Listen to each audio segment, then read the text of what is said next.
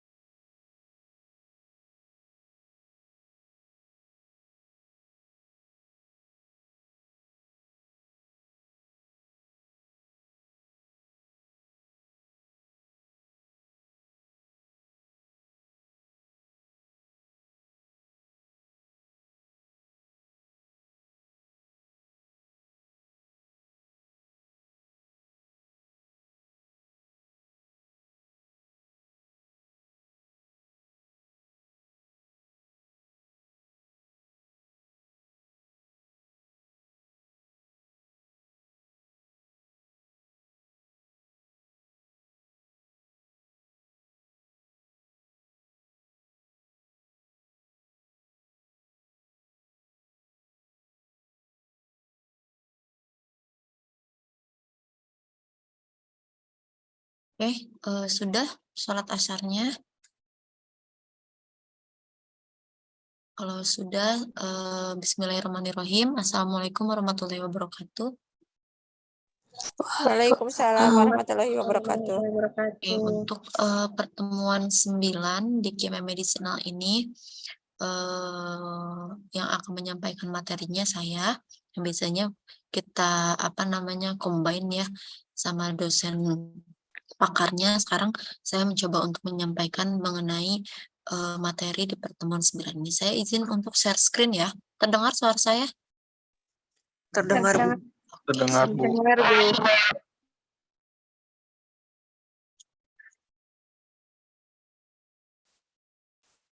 Oke, untuk di pertemuan 9 ini saya akan menjelaskan atau berdiskusi mengenai hubungan struktur dengan proses ADME atau absorpsi, distribusi, metabolisme, dan ekskresi.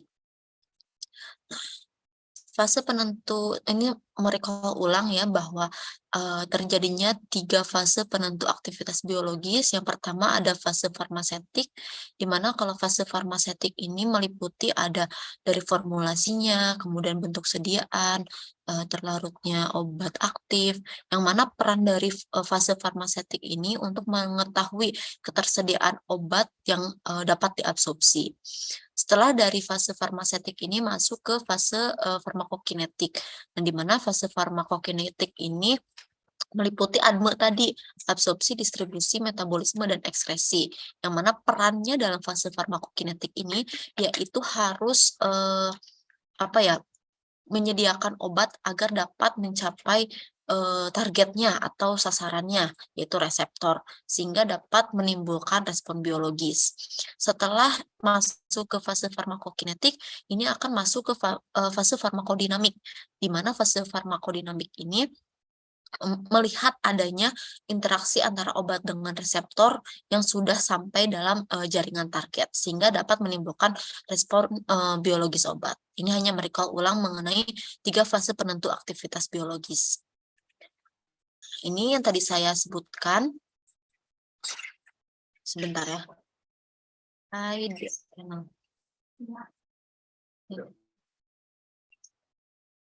Nah, oke. Yang tadi saya sebutkan mengenai ketiga fase penentu aktivitas biologis, ada fase farmasetik, di mana dilihat dari sediaan obatnya, lalu ada fase farmakokinetik, ya, dilihat proses ADME-nya, dan dilihat juga fase farmakodinamiknya. Dan dilihat interaksi antara obat dengan, target, yaitu jaringan ataupun reseptor, sehingga dapat, memberikan respon biologis. Nah, karena kita ini membahas mengenai hubungan struktur dengan proses ADME, berarti kita ada di fase farmakokinetik. Yang dibahas berarti hubungan antara struktur dengan fase farmakokinetiknya, yaitu ADME, absorpsi, distribusi, metabolisme, dan juga ekskresi. Nah, yang pertama, hubungan struktur sifat fisika kimia dengan proses absorpsi. Yang pertama, absorpsi di saluran cerna. Kalau misalnya ngobrolin mengenai peroral, karena kita, pengabsorpsinya itu ada di saluran cerna, berarti ada proses, masuk ke peroral, masuk ke absorpsi, dan juga akan diproses, distribusi. Jadi faktor apa saja nih yang mempengaruhi absorpsi dalam saluran cerna? Yang pertama, bentuk sediaan. Berbeda kalau misalnya kalian, meminum, sirup dengan meminum, tablet, itu akan berbeda, proses absorpsinya ya. Lalu ada sifat fisika kimia dari obat, faktor biologis, dan juga lain sebagainya. Nanti ini akan dibahas satu persatu. Bentuk sediaan. Nah, bentuk sediaan ini bisa berpengaruh dari, kecepatan absorpsinya, bisa mempengaruhi kecepatan absorpsinya ya. Secara tidak langsung dapat mempengaruhi intensitas respon biologis. Contohnya tadi saya sebutin, kalau misalnya, Agung misalnya meminum, suspensi misalnya ya, Randy meminum, obat dalam bentuk larutan, itu akan berbeda, atau meminum dalam bentuk pil, itu akan berbeda dengan Agung yang meminum, obat dalam bentuk suspensi. Proses absorpsi dari suspensi dan pil karena bentuknya saja berbeda, maka proses absorpsinya juga akan memerlukan waktu yang berbeda-beda, gitu ya. Kalau pil itu ada proses disintegrasi atau proses mengecilkan ukuran partikel, ya misalnya, sedangkan yang larutan atau yang suspensi atau yang emulsi itu tidak ada, karena kan bentuknya sudah dalam, bentuk larutan gitu ya. Jadi tidak memerlukan waktu yang banyak gitu untuk proses absorpsi. Lalu, semakin kecil ukuran partikel, maka luas permukaan yang bersinggungan dengan pelarut itu akan semakin besar, sehingga kecepatan melarut ini akan semakin besar. Ini ada hubungannya dengan farmasi fisik ya. Jadi kalau misalnya ukuran partikel dari suatu obat itu semakin kecil ya, maka kecepatan melarut di dalam pelarutnya itu akan semakin besar. Nah, dan ternyata eksipien atau bahan tambahan di dalam suatu obat juga dapat mempengaruhi proses kecepatan absorpsi. Sifat fisika kimia obat yang berpengaruh terhadap absorpsi yang pertama, bentuk asam atau basanya, lalu ada ester atau garamnya, kompleks atau hidratnya, kristal atau polimorfnya, kelarutan dalam lemak atau airnya, dan juga derajat ionisasi. Contoh, ada penisilin V sama penisilin G. Kalau penisilin V ini bentuknya garam, ya, jadi dalam garam K, kan garam itu ada yang Na, ada yang natrium, ada yang kalium. Kalau penisilin V ini dalam bentuk kaliumnya. Nah, sedangkan penisilin G itu berbentuk basa, sehingga kebanyakan industri itu menggunakan penisilin itu dalam bentuk penisilin V karena dia akan mudah larut di dalam air dibandingkan dengan penisilin G bentuknya basa. Jadi kalau misalnya ada suatu zat aktif yang dia itu bentuknya garam, berarti dia akan mudah larut di dalam air dibandingkan dalam bentuk basa atau asamnya.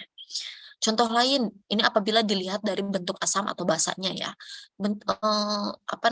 Pengaruh lain nih, contohnya dari bentuk kristal atau polimorfnya.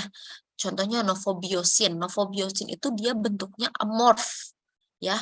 Bentuknya amorf itu dia akan lebih cepat larut dibandingkan bentuk kristalnya. Kenapa? Karena bentuk amorf itu dia memiliki struktur yang lebih pendek dibandingkan dengan bentuk kristalnya. Jadi kalau misalnya novobiosin bentuk kristalnya itu dia memiliki struktur yang lebih panjang sehingga dia tidak mudah larut di dalam air. Jadi kebanyakan industri itu menggunakan zat aktif novobiosin dalam bentuk amorfnya. Ada juga faktor biologis yang berpengaruh terhadap absorpsi. Yang pertama ada keasaman atau pH saluran cerna, sekresi cairan lambung, gerakan saluran cerna, lalu luas permukaan saluran cerna, waktu pengosongan lambung, dan waktu transit dalam usus, jumlah pembuluh darah pada tempat absorpsi. Nah, contohnya nih, kayak misalnya gerakan saluran cerna, kan pada lansia itu biasanya organnya itu kan semakin melemah ya. Itu juga mempengaruhi gerakan di saluran cernanya. Makanya kebanyakan lansia kok nggak berefek ya, kok lama ya efeknya, karena mereka itu memiliki faktor biologis yang berpengaruh terhadap proses absorpsi. Salah satunya yaitu gerakan saluran cerna gitu. Karena semakin menurunnya tadi fungsi saluran cerna atau gerakan saluran cerna sehingga menyebabkan proses absorpsi juga semakin lama gitu. Nah, faktor lain-lain yang berpengaruh terhadap absorpsi itu ada umur ya, tadi yang saya jelaskan mengenai lansia tadi, ada juga diet makanan. Diet makanan di sini artinya jenis makanan apa sih yang dimakan oleh pasien atau yang dimakan oleh kalian gitu ya. Ada juga interaksi obat dengan senyawa lain dan juga penyakit tertentu. Jadi absorpsi pada saluran cerna itu tergantung pada yang pertama tadi ukuran partikel, kelarutan dalam lemak dan air, atau juga derajat ionisasi. Kita akan bahas mengenai derajat ionisasi ya. Nah, derajat ionisasi yang pertama ada obat dalam bentuk basa lemah atau dalam sifat basa lemah. Kalau misalnya ada obat yang bentuknya itu, sebentar. Sebentar. Loh, kenapa? Kenapa ya? Nggak ada yang ngasih tahu sih.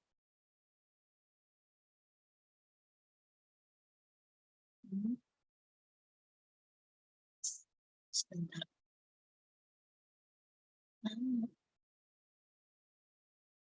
Halo, apakah suara saya terdengar? Kok ini nggak bisa jawab? Dengar Ibu. Dengar Bu. Sebentar. Saya nggak bisa sebentar ya. Rada bingung.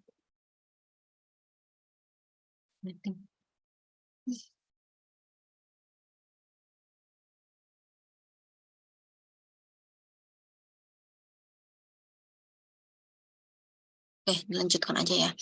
Jadi ada obat yang sifatnya itu basa lemah misalnya. Kayak contohnya ada amin aromatik nih.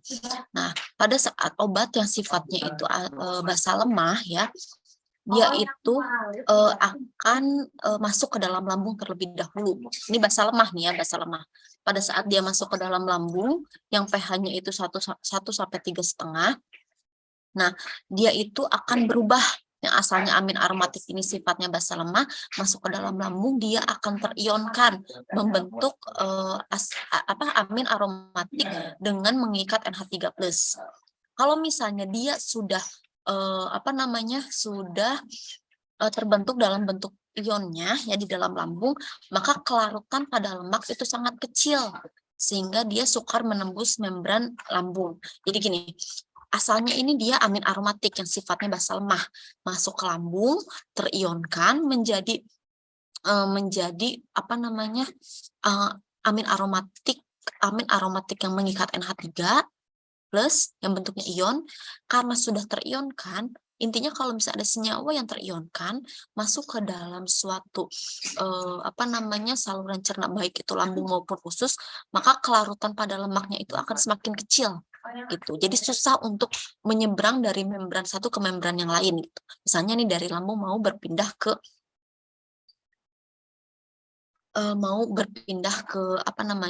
peredaran darah, kan harus ada perpindahan tuh. Nah, perpindahan itu harus senyawanya itu tidak boleh berubah menjadi bentuk ionnya ya. Jadi harus dalam bentuk tidak terion ya.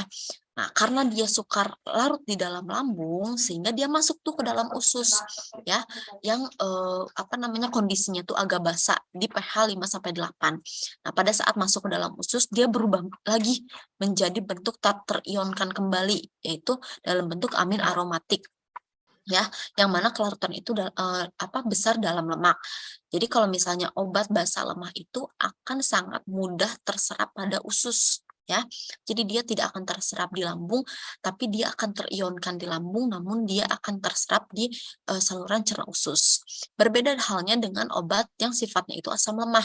Dia itu tidak akan terionkan di dalam lambung.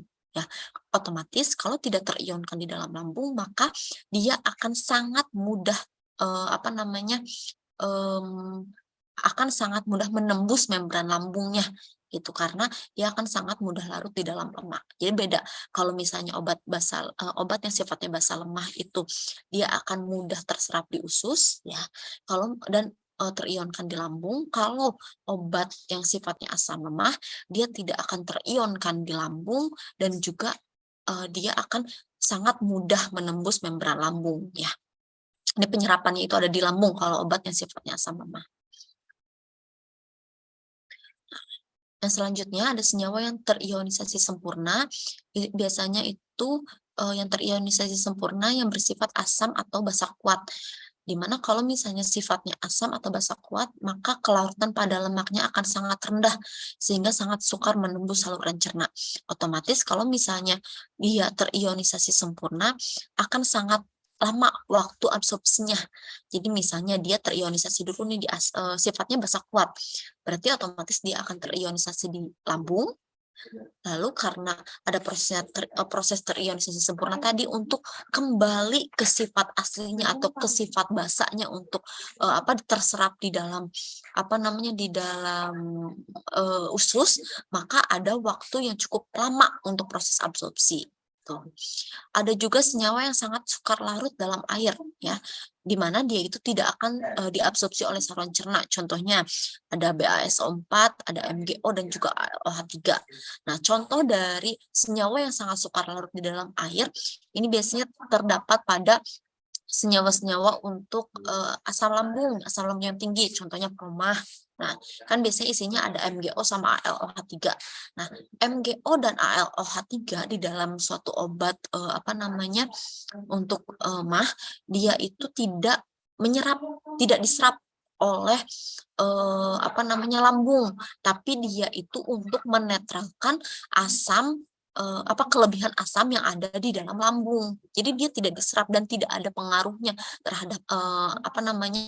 terhadap nggak akan masuk gitu ke sirkulasi darah, tapi dia hanya untuk menetralisasi asam lambungnya. Ada juga hubungan struktur sifat fisika kimia dengan proses absorpsi melalui mata ya.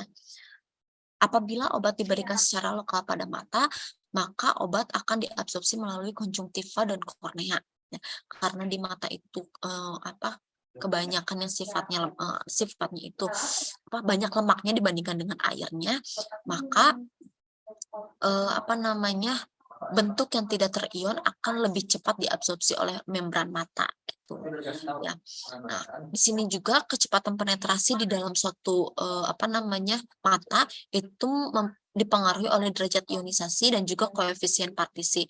Nah, koefisien partisi ini kalau dalam, apa namanya, kalau dalam docking itu ada log P, di mana log P kan nanti dibandingkan antara kelarutan di dalam air dan juga kelarutan di dalam lemak.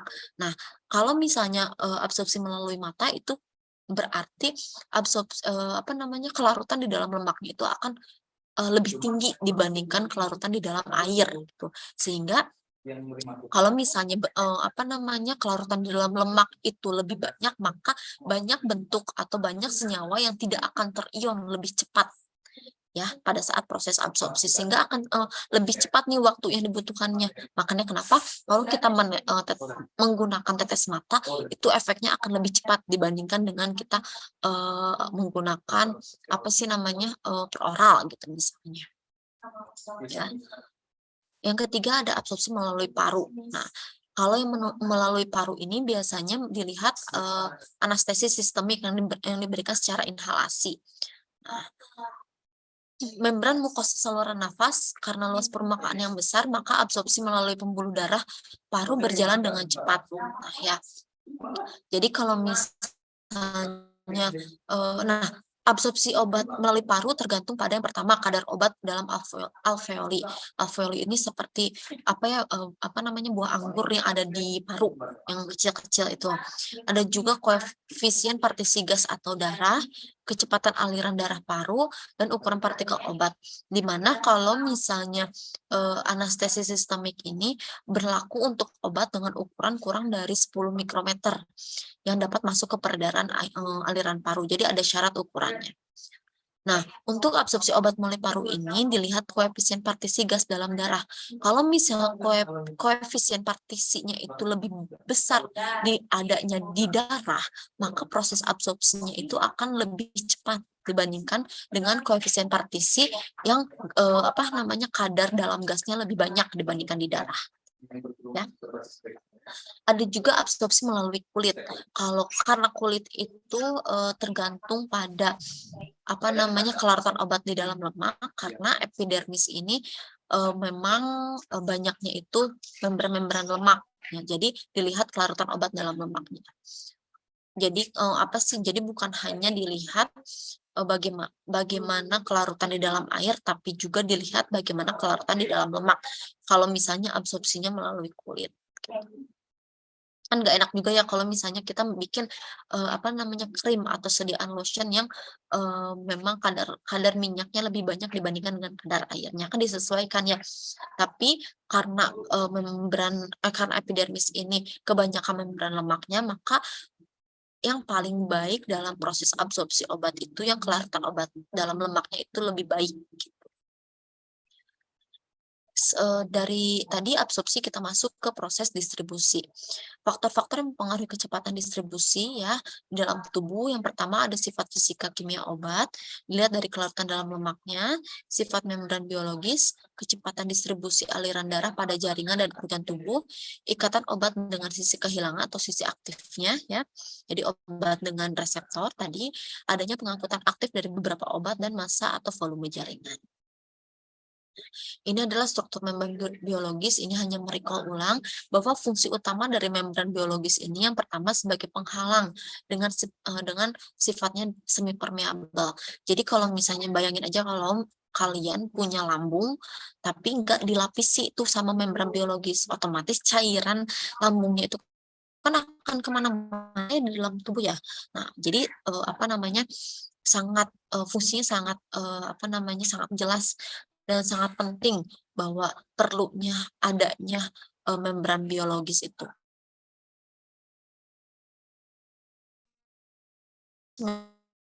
Membran bisa berpindah gitu konsentrasi obatnya dari apa namanya, dari membran A ke membran yang B. Terus fungsi yang kedua itu sebagai tempat reaksi biotransformasi energi. Komponen membran sel ini hanya merecall ulang terdiri dari lapisan lemak biomolekul, ada protein dan juga ada mukopolisakarida. Jadi hubungan struktur sifat fisika kimia dengan proses distribusi obat itu terjadi dengan cara menembus membran biologis yang tadi sifatnya semipermeabel melalui proses difusi.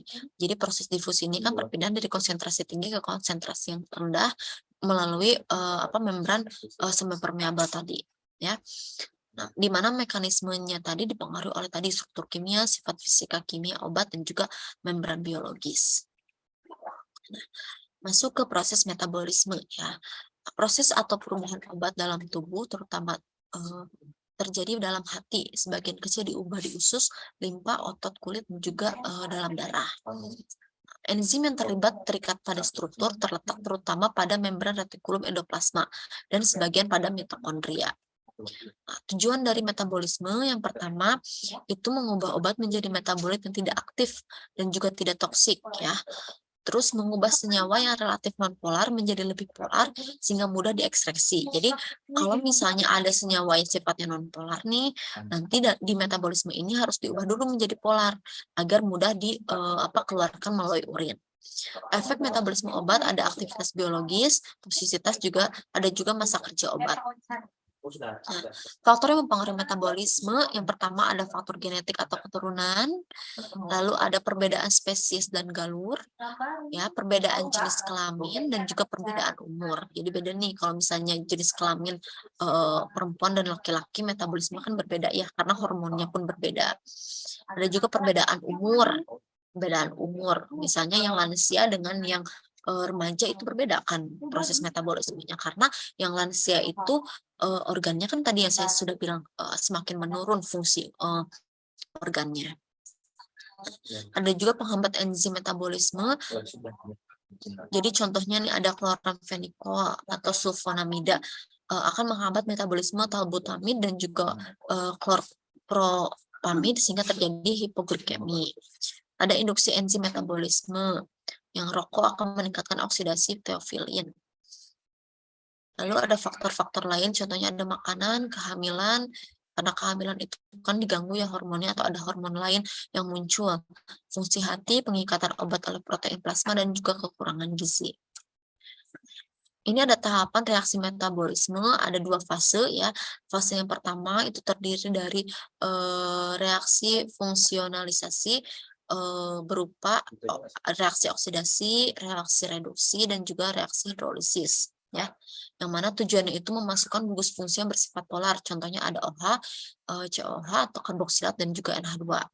Ada fase kedua yaitu reaksi konjugasi, terdiri dari reaksi konjugasi, asetilasi dan metilasi. Ya, di mana tujuan dari fase kedua ini untuk memudahkan pada saat proses metabolisme pada fase pertama yang mana senyawa endogennya itu akan mudah terionisasi dan akan berubah menjadi sifat polarnya, ya. Jadi kalau fase kedua ini untuk mengikat gugus fungsional hasil metabolisme fase pertama lalu memudahkan agar senyawa terionisasi dan bersifat polar. Nah, tadi yang fase pertama ada reaksi oksidasi, di mana reaksi oksidasi ini adanya oksidasi gugus aromatik, ikatan rangkap, lalu ada atom karbon benzil, atom karbon dari gugus karbonil ataupun imin, lalu ada atom karbon alifatik dan alisiklik. Jadi reaksi oksidasinya itu terjadi pada beberapa gugus ya. Ada reaksi reduksi. Kalau reduksi ini terjadi pada gugus aldehid dan juga keton atau bisa juga pada senyawa yang mengandung senyawa diazo ataupun nitro. Nah, ada reaksi hidrolisis berarti penambahan hidrogen ya, H2O. Nah, biasanya terjadi pada ester dan juga amida dan juga bisa terjadi pada gugus epoksida yang mengalami proses hidrolisis. Untuk fase kedua itu ada reaksi konjugasi, yang terdiri dari tadi reaksi konjugasi, reaksi asetilasi, dan juga reaksi metilasi. Kalau, reaksi konjugasi itu terjadi pada asam glukuronat dan juga, senyawa-senyawa yang mengandung sulfat. Ada juga reaksi asetilasi, kalau reaksi asetilasi itu biasanya terjadi pada gugus amin, sulfonamidan, dan juga hidrazin. Ini skema metabolisme. Jadi kalau misalnya ada obat yang sifatnya itu sangat lipofil atau sangat, kandungan, minyaknya itu banyak ya, maka dia akan terdepo dulu di jaringan atau di lemak. Nah, setelah didepo di jaringan, maka dia akan mengalami reaksi fase satu. Ya, tadi yang oksidasi, reduksi, dan hidrolisis. Nah, diubahlah yang asalnya sifatnya nonpolar, dirubah menjadi bentuk polarnya, masuk ke reaksi kedua, yang konjugasi, metilasi, dan asetilasi. Setelah sudah membentuk, dalam, sifat polarnya, nanti dia masuk ke ginjal, agar mudah diekspresikan ke, menjadi protein. Berbeda kalau misalnya obat yang sifatnya itu sangat hidrofil, berarti sangat banyak kandungan airnya, dia itu akan masuk dulu langsung ke hati atau ke empedu. Kalau misalnya dia, masih, karena diproses terlebih dahulu ya, kan nggak mungkin, sangat hidrofil langsung diekspresikan, tidak akan seperti itu, tapi diproses. Nanti akan terjadi konjugat hidrofil, dihidrolisis kembali, diubah menjadi lipofil kembali, berarti dia tidak suka air ya, berarti banyak kandungan lemak. Nanti direabsorb masuk ke hati, kalau misalnya sudah dalam bentuk sisa, nanti dia, dibuang,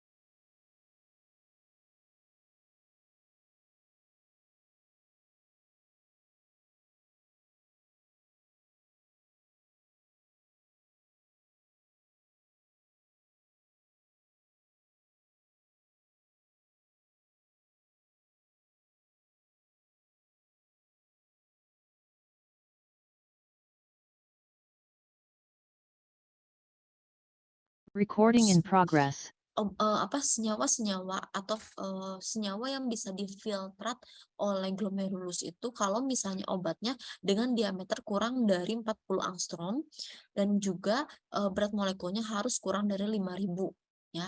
Sehingga obat yang larut dalam cairan plasma atau eee, obat yang bersifat hidrofil itu akan sangat mudah dilewati oleh glomerulus, di glomerulus ya. Nah, ada juga di tubulus ginjal. Nah, kalau di tubulus ginjal ini, sebagian besar obat akan direabsorpsi oleh tubulus ginjal melalui proses difusi pasif, ya, yang mana dilihat dari sifat fisika kimia, ukuran partikel, dan koefisien partisi lemak, air, dan juga pH urin. Kalau misalnya obatnya itu bersifat polar, maka dia akan sukar larut kan ya di dalam lemak, sehingga tidak ada proses reabsorpsi oleh membran tubulus. Nah, kalau obatnya bersifat elektrolit lemah, berarti dia itu pH-nya di bawah pH normal ya, di bawah pH netral maksudnya. Berarti asam kan, menuju ke asam. Ya, sebagian besar berada pada bentuk tidak terdisosiasi, artinya dia tidak terionkan, sehingga akan sangat mudah larut di lemak dan akan mengalami proses dereabsorpsi. Kalau misalnya obatnya dalam bentuk asam lemah, ya, maka ekskresinya akan meningkat bila urin dibuat basa dan akan menurun bila urin dibuat asam. Jadi kalau misalnya obatnya dalam sifatnya asam lemah, maka ekskresinya itu akan dibuat basa, ya. Kalau misalnya ekskresi urinnya meningkat, kalau misalnya ekskresi urinnya menurun, berarti urinnya itu dibuat asam. Ada juga sekresi aktif dalam tubulus ginjal. Nah, obat dapat bergerak dari plasma melalui membran tubulus ginjal dengan mekanisme transport aktif. Ya.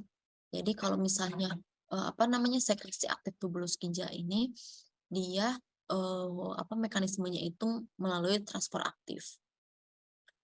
Kalau misalnya ekskresinya itu di empedu, berarti syarat obatnya itu harus memiliki berat molekul kurang dari 150 ya, dan senyawanya itu harus lebih polar sehingga dapat diekspresikan dari hati lalu masuk ke empedu dan juga ke usus. Nah, nanti dari usus dia akan berubah menjadi senyawa yang sifatnya itu nonpolar. Kalau misalnya sifatnya nanti nonpolar, nanti dia akan direabsorpsi kembali ke plasma, ke hati, ke empedu, dan juga ke usus. Kalau misalnya di usus udah nggak ada yang bisa dihidrolisis kembali oleh enzim nih ya, dan juga bakteri usus, nanti bisa langsung diekspresikan melalui tinja gitu, ataupun melalui urin gitu. Ekskresi jalur lain misalnya bisa dari saliva, air susu ibu, keringat, ya, rambut, dan juga air mata. Gitu. Tapi obat yang diekskresikan melalui tadi saliva, air susu ibu, keringat, rambut, maupun air mata itu sangat jarang. Oke, sampai sini ada yang ingin ditanyakan? Kenapa ya nggak bisa buka Zoom-nya saya? Bingung. Sampai sini ada yang ingin ditanyakan mengenai hubungan struktur dengan proses ADME?